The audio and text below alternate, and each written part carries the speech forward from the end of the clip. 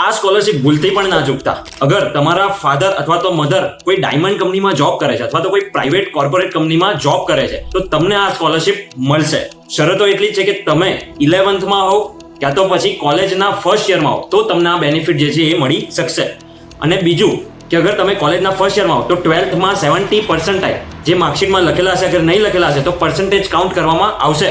અને 11thમાં હોવ તો 10thના પર્સન્ટાઇલ જે છે એ 70 અબવ જોઈશે. તમારે અગર આનો અપ્લાય કરવું હોય તો સ્કોલરથીનો તમે કોન્ટેક્ટ કરી શકો છો અથવા એક ફોર્મ જે છે એ મળશે ડિસ્ક્રિપ્શનમાં, એ તમે સબમિટ કરીને રજીસ્ટર કરી શકશો, જેનો ચાર્જ અમારો ફક્ત 299 રૂપીઝ હોય છે. એમાં તમારી કમ્પ્લીટ પ્રોસેસ જે છે સ્ટાર્ટિંગથી લઈને એન્ડ સુધી કરવામાં આવશે. અથવા તો તમે જાતે પણ સન્માન પોર્ટલ કરીને નામ છે એના ઉપર લેબર વેલફેર ફંડની જે સ્કીમ છે એમાં તમે અપ્લાય કરીને આ બેનિફિટ લઈ શકો છો. તો રાહ ના જોતા જલ્દીથી સ્કોલરથીનો કોન્ટેક્ટ કરો અથવા તો જાતે આ સ્કોલરશિપ માટે અપ્લાય કરો જેથી તમે આનો બેનિફિટ ના ચૂકો.